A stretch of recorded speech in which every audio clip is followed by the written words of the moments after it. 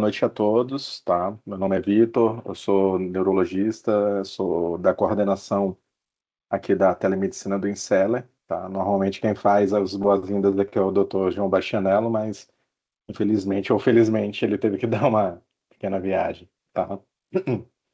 Então hoje vamos abordar um tema que é bastante comum em qualquer pronto-socorro, seja público, seja particular, em qualquer lugar do Brasil. Então, que é a síndrome vestibular aguda. Que, infelizmente, é algo que é pouco ensinado ou ensinado de formas, às vezes, errôneas na faculdade. E tem uma grande, alguns estigmas ou algumas lendas urbanas dentro das pessoas, dentro dos leigos, em relação a tudo é ser labirintite. Então, acredito que esse tema merece ser bastante explorado. Então, nada melhor do que trazer a doutora Carolina Oldoni, que é neurologista pelo Hospital de Clínicas de Porto Alegre, fez fellow de distúrbios vestibulares do equilíbrio no HC da USP de São Paulo, e fez fellow também de Cefaleia no Hospital de Clínicas de Porto Alegre, e está tentando terminar esse doutorado dela no programa de pós-graduação de Clínica Médica da USP, tá? Então, esse é um grande objetivo do Inseller, é que a gente acredita que não existe assistência de excelência sem educação permanente. E por isso nós fazemos essas aulas mensais, tá? Então, o objetivo do Inseller, ele nasceu com a missão de organizar fluxos, qualificar equipes e acelerar o cuidado neurológico dentro dos hospitais. Então, ensinar a síndrome vestibular aguda é fundamental para isso. Portanto, trouxemos a doutora Carolina Oldoni para poder esclarecer um pouquinho sobre o tema. Então, é contigo, Carol. Então, pessoal, boa noite. Então, vou falar hoje um pouquinho sobre síndrome vestibular aguda, como o Vitor já bem comentou aí da relevância e prevalência desse tema, tá? Quero começar aqui com a definição dos termos. Será que é uma tontura, é uma vertigem? Será que isso realmente tem importância, tem diferença entre chamar de um jeito ou de outro? A definição de vertigem é uma sensação de alto movimento. Ou a pessoa acha que o mundo em volta dela, né, o ambiente está rodando, ou ela mesma está rodando sem que esse movimento de fato esteja acontecendo. Já a tontura é uma sensação mais na orientação espacial, que não necessariamente vai ter uma falsa sensação de movimento. É um sintoma muito mais subjetivo a tontura, tá? E os pacientes podem usar termos dos mais esdrúxulos possíveis, às vezes, para descrever isso, sabe? Sensação de que está aéreo, às vezes eles confundem isso com uma fraqueza, uma astenia, sensação de pisando em nuvens, enfim, tem várias maneiras de dizer que está com uma tontura, tá? Mas será que para síndrome vestibular aguda isso é relevante? É sempre importante a gente escrever, como médico, né, descrever o sintoma da maneira correta, mas nós não vamos diferenciar se é diagnóstico X central ou Y periférico só pelo termo tontura ou vertigem, tá? Então, não é para superestimar essa descrição. Por exemplo, porque ele falou que é tontura, então está descartado o AVC. Não é bem assim, tá? Então, é importante, sim, definir, mas não é tudo aqui. Tem outras coisas bem importantes. Nas síndromes vestibulares, a gente pode ter várias classificações, tá? Hoje eu vou abordar aqui a síndrome vestibular aguda, mas é importante que vocês saibam que uma das maneiras de dividir isso, não é a única, mas é dividir também, além da aguda, em síndrome vestibular episódica espontânea e episódica com gatilho. No caso da síndrome vestibular aguda, a definição dela é um sintoma de vertigem ou tontura de início abrupto, que é contínuo, tá? Pode durar dias a semanas. Tem algumas referências que colocam que a duração precisa ser mais que 24 horas, mas vale lembrar que às vezes esse paciente não vai esperar 24 horas para chegar ao hospital, ele vai chegar antes disso, né? A síndrome vestibular aguda, geralmente o paciente tem sintoma mesmo em repouso, tá? Já a episódica espontânea são episódios de tontura ou vertigem que duram minutos a horas e eles costumam, portanto, ser recorrentes, tá? Só que, claro, vale lembrar que o paciente poderia se apresentar na emergência num primeiro episódio desse. E aí, como é que você vai saber se é uma síndrome vestibular episódica espontânea ou aguda? Você vai fazer toda a investigação inicial ali, mas às vezes você só vai conseguir caracterizar totalmente quando passar ali alguns minutos a mais, algumas horas a mais. Com relação a outra subdivisão aqui, que é a síndrome vestibular episódica com gatilho, ela geralmente dura segundos a minutos e são ataques bem recorrentes, tá? Só que eles vêm desencadeados por um fator precipitante, por exemplo, ficar em pé ou movimentar a cabeça, tá? E esses pacientes geralmente não têm sintomas em repouso. O foco hoje vai ser no diagnóstico da síndrome vestibular aguda e nos diagnósticos diferenciais envolvidos nela, que são basicamente dois, tá? A neurite vestibular como sendo o quadro periférico e o AVC como sendo o central. De quem a gente não vai falar hoje? Paciente com vertigem ou tontura e uma causa clínica óbvia, por exemplo, tá com um BAVT e tem uma tontura. Não é desse paciente que eu vou falar hoje. Ou tá com efeito colateral de uma medicação. Por exemplo, iniciou uma bupropiona 300 miligramas ontem, tá com tontura. Não é desse paciente também que eu vou falar. Às vezes esse paciente chega na emergência, por isso a história vai também nos ajudar muito nisso, né? Também não vamos falar daquele paciente que está com vertigem, tontura e uma causa em um déficit focal, por exemplo, está com uma hemiparesia súbita ali, iniciou junto com a tontura os dois súbitos, ou está com uma diplopia. Esse paciente já é um suspeito de AVC de forma evidente, sem muitas dúvidas, né? O foco vai ser naquele paciente em que a queixa principal é o sintoma de tontura ou vertigem de um início agudo, né? Então, imagina que você está na emergência conversando com um paciente idoso na madrugada, um paciente que às vezes já não é muito esclarecido, tem uma dificuldade em encontrar as palavras para descrever exatamente o que ele está sentindo. O que se pode fazer para tentar esclarecer? Será que essa vertigem é central ou ela é periférica? E esse paciente ainda muitas vezes ele vai se apresentar com um nistagmo, e aí você vai perguntar, será que esse nistagmo é central, é periférico? Tem mais dados, além de saber se é uma tontura ou se é uma vertigem, para a gente poder ter mais base para dar esse diagnóstico, tá? E poder esclarecer esse caso que você está atendendo ali na emergência. Um dos dados, assim, bem básico é tentar definir bem como surgiu aquele sintoma e o que o paciente estava fazendo na hora. Uma coisa é o sintoma ter iniciado quando o paciente estava virando na cama. Outra coisa é quando ele levantou, ficou em pé. Outra coisa é o paciente começou com sintoma e estava sentado no sofá assistindo TV. Isso é outra situação. Os gatilhos, aqui entra a movimentação da cabeça, ficar em pé, qualquer coisa que evoque uma valsalva, por exemplo, um som elevado. A duração desse sintoma, e é bem importante tentar delimitar, assim, se esse sintoma, desde a hora que ele começou, ele não zerou nenhum minuto, ou ele não intensificou, ou reduziu, tentar delimitar bem isso. Se o paciente já teve isso outras vezes, né? Uma coisa também é o paciente dizer que tem diversas vezes no ano, outra que é a primeira vez na vida que teve aquilo, e claro, os sintomas associados que pode estar. Para tentar trazer mais ainda elementos para facilitar essa abordagem na fase aguda, existe esse artigo que foi publicado em 2015 por Newman Toker, que é um grande pesquisador sobre distúrbios vestibulares, e ele criou um acrônimo aqui que vai dar algumas dicas, aí, algumas lembranças para a gente poder abordar esse paciente. Começa com a triage.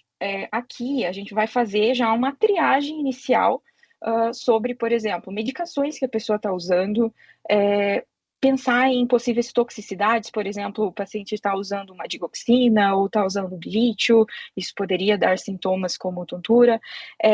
Lembrar da causa metabólica, exemplo, é um paciente que é dialítico, pulou 2 sessões da diálise, poderia ter um sintoma relacionado. Avaliar o histórico cardiovascular desse paciente, às vezes é um cardiopata grave, então, com maior probabilidade pode ter sintomas associados a isso, e também até a questão psiquiátrica, existem sim tonturas que têm um grande substrato psiquiátrico aí, então é importante ter todas essas informações, essa clareza quando você está examinando esse paciente na emergência. Então, a segunda parte do acrônimo aqui é o titrate. O TI é de timing, você vai tentar delimitar se esse é um quadro episódico, tá vindo e voltando, ou se é um quadro de início agudo, nunca teve antes e está lá prolongado, ou se é uma coisa crônica, a pessoa está com uma tontura quase todo dia, com muita frequência, já tem isso há bastante tempo. Então, aqui é um outro ponto. Segunda parte do acrônimo ali de TR, que são os triggers, então os gatilhos, posicional, induzido pelo movimento da cabeça, ou ficar em pé, ou a valsalva, ou o som, ou estímulos visuais complexos, ou absolutamente nenhum, tá? Não fez nada diferente ali e apareceu o sintoma. Essa próxima parte aqui do acrônimo é do Target Exam, o exame dirigido, tá? Então, se a queixa, ela remete mais a um quadro posicional e episódico, você vai avaliar, se a queixa é quando o paciente fica em pé, você vai avaliar, então, uma hipotensão ortostática, vai avaliar, aferir a PA deitado, em pé.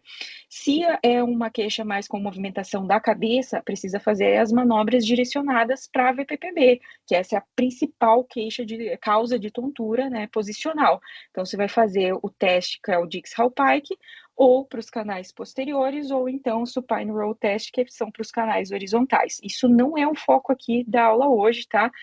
Mas eu não posso deixar de comentar isso, porque faz parte do acrônimo e é bom ter aquela lembrança, né? Se o quadro é mais crônico, você vai fazer um exame neurológico com foco na motricidade ocular e marcha, obviamente vai fazer inteiro, mas tem uma ênfase especial nesses itens. E se o quadro é agudo, aí sim, o total foco da aula hoje, a gente vai lançar mão de pelo menos três, tá? Passos sequenciais aqui no exame neurológico que recebem o nome, também um acrônimo do HINTS, que é o Head Impulse, o Nistagmo e o Test of Skill. Nesses pacientes que se apresentarem com uma síndrome vestibular aguda com um nistagmo espontâneo, é esse o teste que a gente vai aplicar. Aí aqui a última parte desse fluxograma, assim, para abordagem da tontura na emergência, é sobre teste se referindo a exames complementares. Vejam que até agora eu não falei nada sobre exames complementares, né? Então, nem sempre é necessário e a gente vai tentar esclarecer aí quando que é importante fazer o exame. Eu vou mostrar alguns vídeos aqui, tá, nessa nossa conversa. Eu vou deixar, assim, alguns segundos para vocês pensarem, tá, na resposta e já vou prosseguindo, tá? Vou comentar aqui os vídeos também. Então, esse paciente aqui, nossa paciente 1, ela tem uma vertigem de início agudo, que ela é contínua, tem esse nistagmo espontâneo no olhar primário, que é o olhar de base, olhando para frente, né, sem nenhuma movimentação ocular voluntária, e tem náusea e vômito, e esses sintomas dela pioram com a movimentação da cabeça. Então, vamos observar esse nistagmo, que dessa paciente está sentada na sua frente, tá? Então, observem. Então, a gente consegue ver aqui um nistagmo, vou colocar de novo. Esse é um nistagmo horizontal, tá? Com a fase rápida para a direita. Nesse vídeo é só isso que a gente pode dizer. Pensem aí, vocês acham que esse nistagmo é central ou é periférico? O que vocês concluiriam com esse teste? Somente com esse nistagmo aqui e essa história que eu coloquei, não dá para dizer se ele é central ou é periférico, tá faltando elementos, tá? Então, nós precisamos mais dados aí do exame neurológico para poder dizer se isso é central ou periférico. Então, vamos para outro exemplo de nistagmo aqui. Esse é um outro paciente que chegou na emergência, também com uma vertigem de início agudo, só que aqui a duração dos episódios é breve.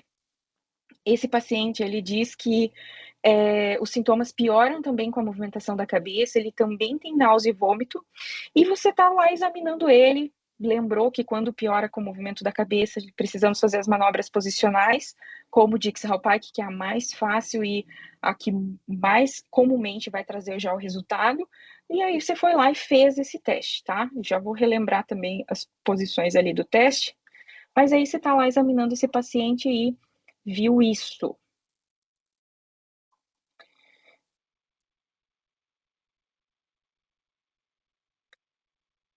Então, aqui, observem, tá, que a cabeça dele está inclinada aqui para o lado direito, então você está fazendo o teste do Dix-Hallpike, estimulando o canal semicircular posterior à direita. Esse óculos que ele está usando se chama óculos de Frenzel. Não é necessário ter esse óculos para fazer esse teste, tá? Isso aí é só para o vídeo ficar mais bonito, mais visível.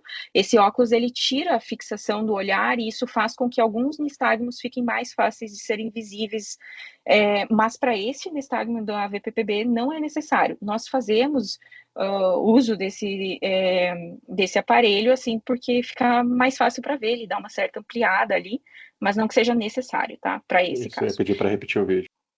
Agora, observem que, olha só, vamos caracterizar bem esse nistagmo aqui.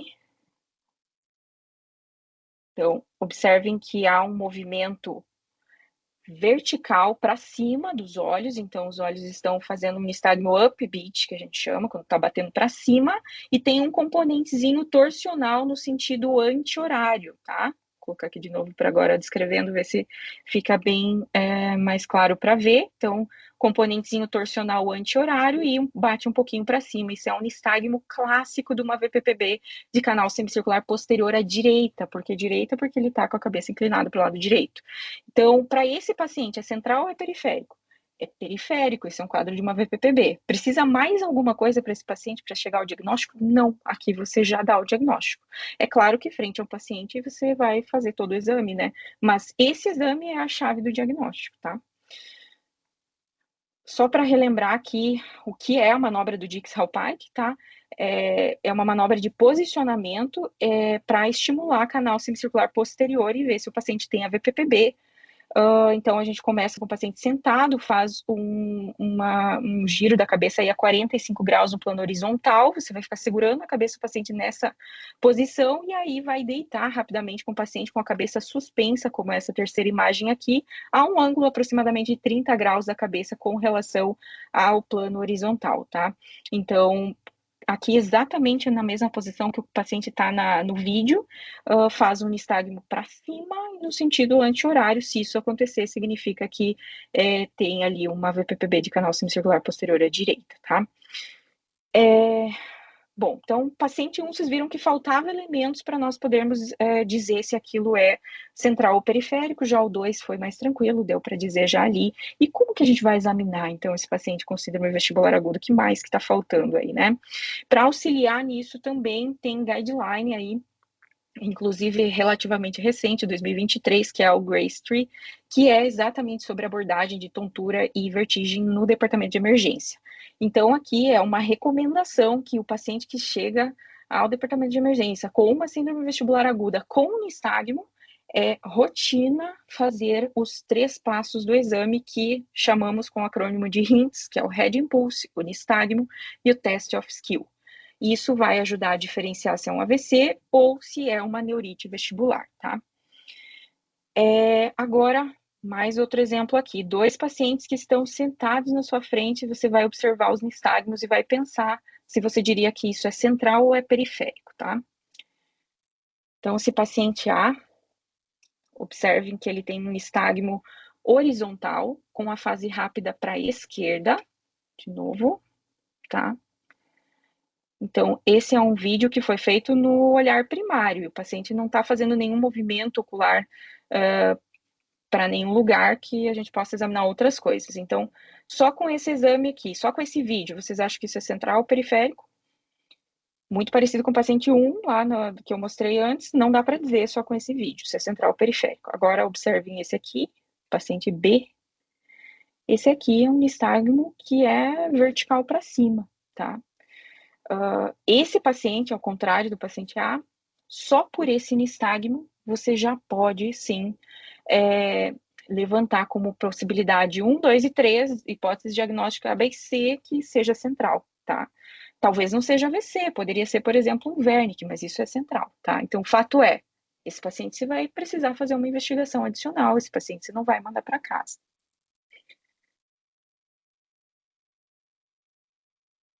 O que o nistagmo, o Head Impulse e o Test of Skill estão examinando? Quais estruturas, né? Na neurologia a gente gosta bastante de topografar as coisas, então de onde que vem cada coisa dessa? O Head Impulse é basicamente o reflexo vestíbulo ocular, tá? O VOR, ou reflexo vestíbulo cefálico, como vocês quiserem chamar. O VOR, nós avaliamos o desequilíbrio dinâmico dos canais semicirculares. Por quê? Você vai fazer um movimento rápido com a cabeça, depois vai ter vídeos ali que isso vai ficar bem claro, e o paciente precisa manter a fixação do olhar no ponto que você definiu. Então, você vai estar em frente ao paciente, vai segurar na cabeça dele e vai fazer um movimento no plano horizontal rapidamente para a direita, depois rapidamente para a esquerda e vai pedir para o paciente segurar, manter o olhar fixo em você, ou no seu nariz, nos seus olhos, enfim. Com isso, com esse movimento da cabeça, você vai promover uma movimentação da endolinfa dentro dos canais semicirculares do labirinto. E isso vai levar a estímulos tais, lá partindo do labirinto, que vão fazer, que precisariam, né, fazer com que a sua fixação ocular ficasse mantida para que o reflexo esteja normal. Se o reflexo estiver alterado, o paciente não vai conseguir manter essa fixação ocular e ele vai fazer uma sacada corretiva. Então, vai ter um delayzinho, e isso vai ficar mais claro no vídeo. O nistagmo, ele vai avaliar, ele vai representar, na verdade, tá, um desequilíbrio estático dos canais semicirculares. Quando há uma diferença de tônus de um canal semicircular de um lado para o outro, isso vai promover o nistagmo característico aí que a gente vai avaliar. Já o test of skill, a gente vai procurar aqui o desvio skill, que é tão comentado na neurologia, né? Nós vamos avaliar aqui o desequilíbrio estático das vias utriculares, tá? O trículo lá dentro do labirinto. Aqui um exemplo, tá, de um reflexo vestibular, ou igual, né, Head Impulse, ou VOR, que talvez eu use esse termo aqui durante a nossa conversa. Então, observem que aqui está fazendo o movimento da cabeça para o lado direito e o paciente tem um atraso, ele tem um atraso para voltar a olhar. Não poderia ter esse atraso, tá? Então, deveria estar com o olhar fixo, tá? Isso significa que no lado direito tá com um problema, já que quando você faz para o lado direito, esse reflexo é alterado para a direita, chamamos assim, tá? Frente a um paciente que tenha este reflexo vestibulo-ocular alterado, isso vai sugerir um quadro periférico, tá? Mais uma vez aqui para ficar bem claro. Aí um delayzinho. Aí, olha só, essa parte fica mais clara.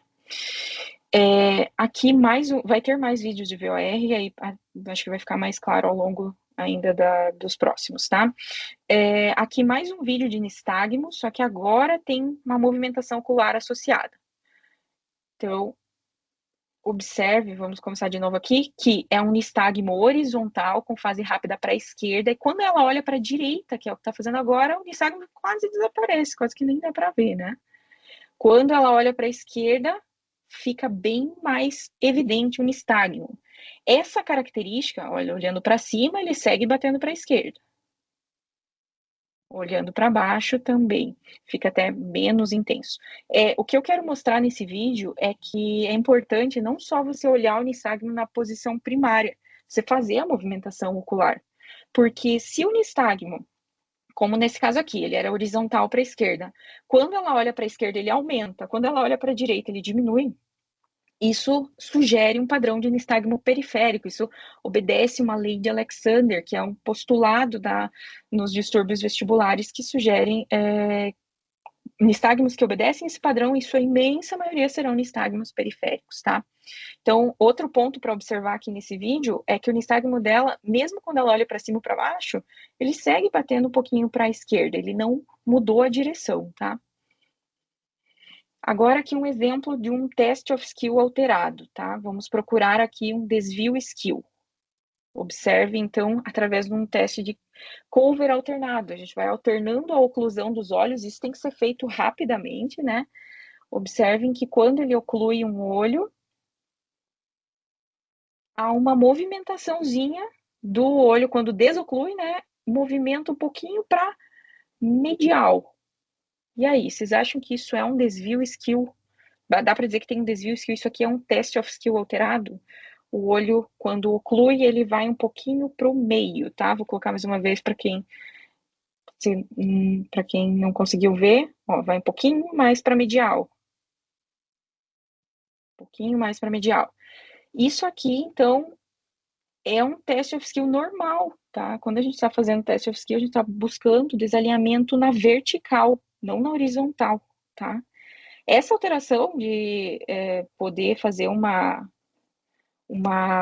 desviozinho para medial, isso tem duas possibilidades. Poderia ser uma paresia de cesto bilateral e você acabou vendo, sensibilizando assim o exame, um desvio leve, tá? Mas isso poderia ser normal, tá? Pessoas normais podem ter isso, uma discreta exotropia dos olhos, e daí quando faz o skill cover alternado, dá esse desviozinho corretivo, mas isso não é um skill alterado, tá? Então, esse teste aqui seria normal o skill. Isso aqui é um desvio skill, né? Um evidente desalinhamento na vertical. E há esse desalinhamento na vertical em causas centrais. Quando há uma lesão do tipo, por exemplo, AVC, né? Acometendo o núcleo do oitavo par, núcleo do vestíbulo coclear, ou o fascículo longitudinal medial, tá? Ou então o núcleo intersticial de Cajal lá no mesencéfalo, tá? Se acometer qualquer uma dessas três estruturas, pode ter aí um desvio skill. Vamos ver agora compilando o que seria um rins periférico, tá? Primeiro aqui o head impulse. Esse é um exemplo de head impulse normal. Desculpa, perdão, é alterado para a direita. Ela vira rapidamente ali para a direita. Aqui, vamos de novo. Ó, esquerda normal. Virou a cabeça para a direita, teve um delayzinho. O normal vai vir daqui a pouquinho. Aí um delayzinho, esse fica até mais claro que o anterior. Agora, vamos focar aqui na segunda imagem, tá? Vou começar aqui a parte de novo. Segunda imagem para ver o nistagmo da paciente. Então, olhar primário. Essa paciente tem um nistagmo horizontal para esquerda, ela olha para a direita, ele fica um pouquinho mais leve, olha para esquerda, ele aumenta a intensidade, então segue um padrão de nistagmo periférico, e o testezinho do skill é aquele mesmo que eu tinha mostrado ali anteriormente, que só há uma correção na medial, ou seja, não há um desalinhamento do olhar vertical, o teste of skill é normal. Para que a gente diga que esse caso seja compatível com periférico, precisa ter tudo isso, ou seja, precisa ter um head impulse alterado, que nesse caso está alterado para o lado direito, precisa ter um nistagmo que obedeça os padrões de nistagmo periférico, que é um nistagmo que é horizontal, sempre para o mesmo lado, tá? Nesse caso aqui, esse nistagmo bate para a esquerda, isso é compatível com uma neurite vestibular à direita, tá? Então, o nistagmo vai bater contralateral ao lado afetado e é ipsilateral ao lado afetado do VOR.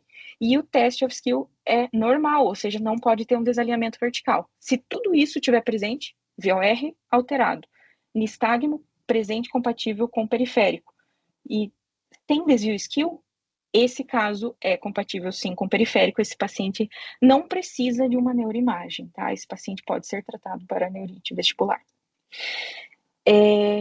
Agora, um outro exemplo de VOR. Agora sim, observem que ela consegue manter a fixação do olhar o tempo todo. O tempo todo, esse examinador já muito experiente, ele está fazendo várias vezes o teste. O VOR é assim, a gente faz várias vezes, não faz uma vez e deu. Outra coisa, muito importante, se o paciente não está cooperativo no VOR, ou seja, ele precisa estar fixando ali com você, você tem que, olha aqui, mantém o olhar, fixa aqui. Se o paciente está distraído, olhando para cima, para os lados, para baixo, esse teste não vai dar certo, esse não vai conseguir examinar, simplesmente você vai perder um parâmetro da avaliação, tá? E eu Aconteceu vou dizer, comigo terça-feira isso. é muito comum isso, é muito frequente. O paciente, principalmente pacientes idosos, assim, às vezes tem até já uma hipoacusia prévia, é difícil às vezes fazer, tá? Parece um teste bobo, simples, mas não é fácil, principalmente pela cooperação. Então, vou pôr aqui de novo só para fixar aqui para vocês que esse é um exame normal. Ele está virando para a direita, para a esquerda, e ela segue fixando exatamente aí no examinador. Eu gosto de pedir para ela ficar olhando no nariz, assim, no meu nariz. Então, um exame normal. Aí, se você fizer assim, por exemplo, fez o VOR, apareceu uma vez que deu alterado e todas as outras vezes normal, no mesmo paciente, na mesma hora, isso é normal ou alterado?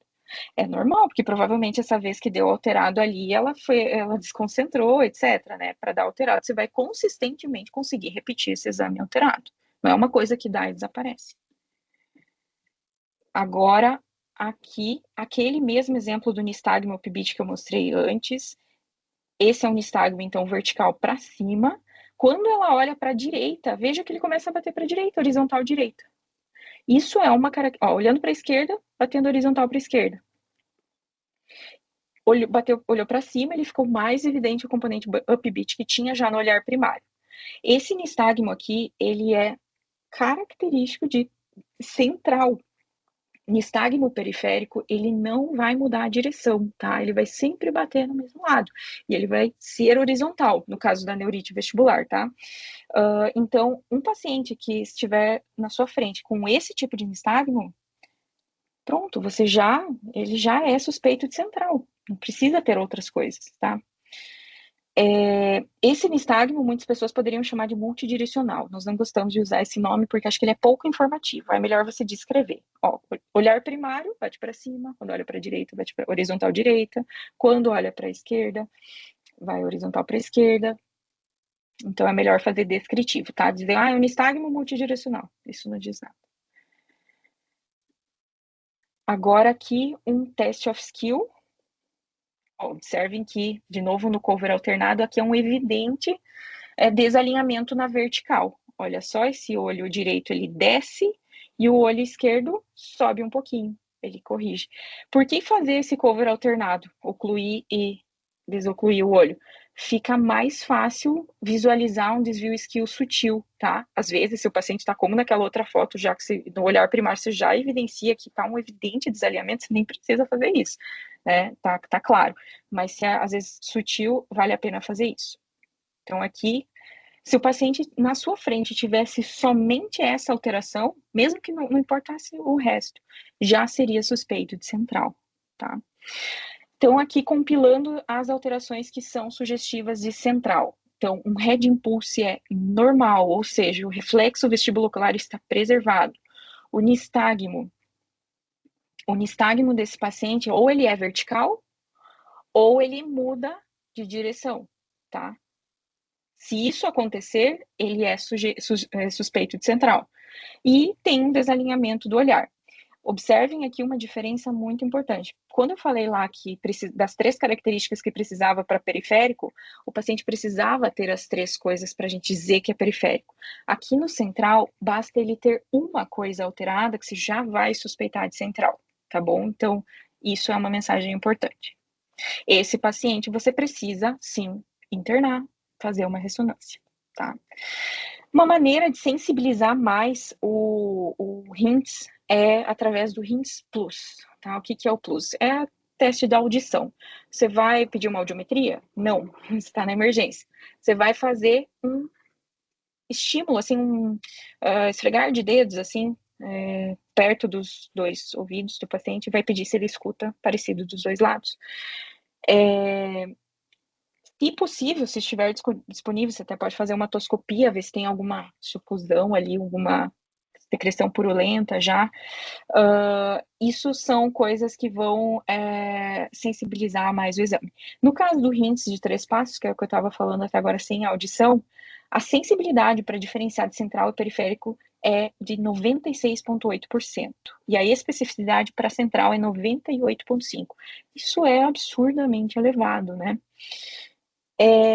O RINTS Plus, com esse 4º passo da audição, que é uma coisinha bem simples, ele aumenta a sensibilidade para a central. Passa a 99,2% para a central e uma especificidade de 97%. Se o paciente se apresentar com uma vertigem mais uma surdez aguda, você precisa lembrar de causas vasculares, tá? Por exemplo, uma oclusão de AICA poderia dar déficit auditivo súbito. Claro que isso é raro, tá? Poderia. Outras coisas ainda mais raras poderiam acontecer. Por exemplo, uma oclusão de algum ramo que vai já fora dos maiores vasos da circulação posterior, mas sim um raminho que está indo lá já para o labirinto. Por exemplo, a artéria vestibular ou artéria auditiva interna. Isso poderia fazer uma surdez súbita. Claro que daí já fica bem mais difícil o quadro, né? Difícil fazer esse diagnóstico, mas tem mais uma coisa muito popular que também faz vertigem e déficit auditivo agudo, que é a labirintite, tá? E aqui vem uma situação, né, para a gente desmistificar. Então, o termo labirintite, ele remete a um quadro que o principal diagnóstico diferencial dele é o AVC, porque é um quadro agudo, ou seja, acontece uma vez. Ele, na maioria das vezes, está relacionado com alguma infecção, tá? Por isso que lá tinha que fazer otoscopia, né? É um quadro que cursa com vertigem súbita e surdez, tá? Não necessariamente surdez, tá? Poderia ser só uma hipoacusia. É um diagnóstico extremamente raro. Então, 99% das vezes que vocês ouvirem falar labirintite, não deve ser isso. Especialmente se a pessoa falar assim, eu tenho labirintite. Eu tenho várias vezes no ano. Não tem como ser isso, tá? Não é um quadro recorrente, é um quadro agudo, que é bem raro. Agora, imagine, tudo que eu falei do RINTS é para aqueles pacientes que chegarem na emergência com um nistagmo espontâneo. O que é um nistagmo espontâneo? Está no olhar primário, ele já está lá fazendo um movimentozinho.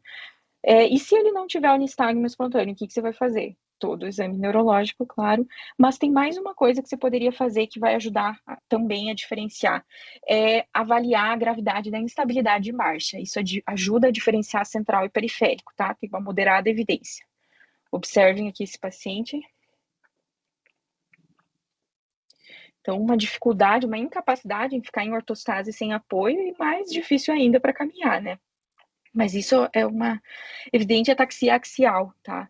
Claro, se vocês pegarem um paciente com uma síndrome vestibular aguda, mesmo que periférica, uma neurite vestibular, ele vai estar com dificuldade para caminhar, porque ele vai estar com um super sintoma de uma vertigem horrorosa, ele vai falar que está caminhando torto, vai estar vomitando. Então, não é que o paciente está, né, passeando no parque, não é isso. Mas a diferença é que o paciente essa característica da avaliação da marcha e da instabilidade postural remetendo mais à ataxia de marcha, uma ataxia axial, tá? Isso sugere daí sim um quadro central.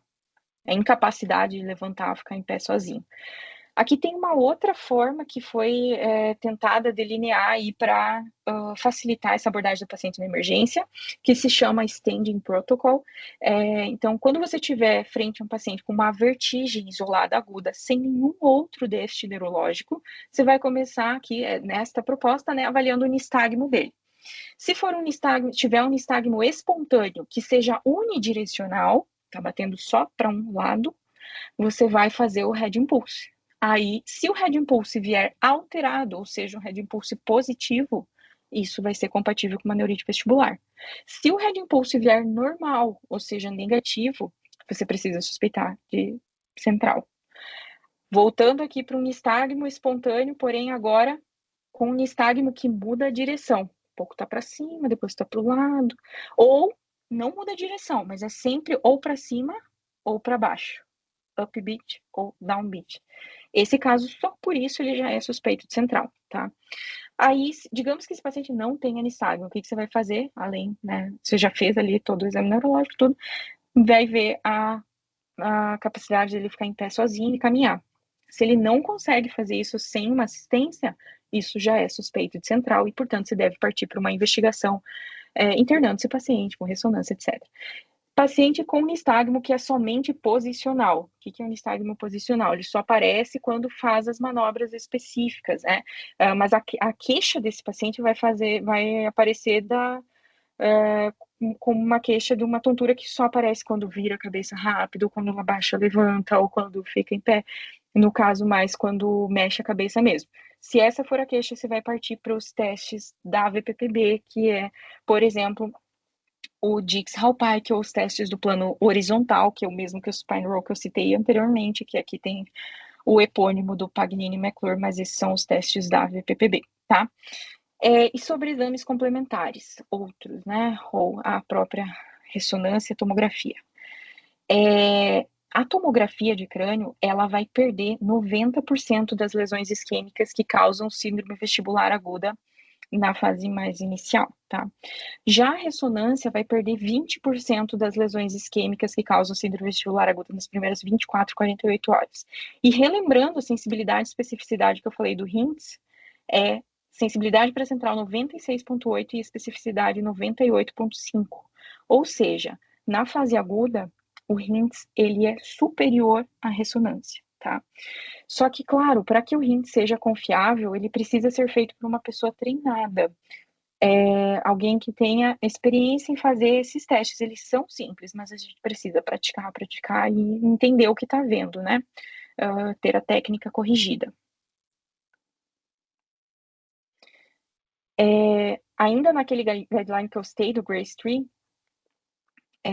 tem essa recomendação, né, para não usar a ressonância de crânio de rotina como uma primeira linha, se houver um médico experiente em fazer o RINTS. Você vai usar a ressonância como teste confirmatório naqueles que já têm alguma alteração que o RINTS sugere central, ou então tem um RINTS duvidoso, tá? Ou então, se não tiver ninguém que saiba fazer o RINTS, aí você vai ter que fazer a ressonância, porque, né, vai fazer o quê? Daí a tomografia não vai dar certo. Lembrem o exame, o exemplo inicial. Você está lá atendendo aquele paciente que está difícil tirar a história, as queixas parecem bem vagas, né? O tempo do início dos sintomas e os gatilhos não tão claros. Lembrem que vocês podem usar outros modelos aí, outros frameworks para tentar esclarecer melhor essa queixa.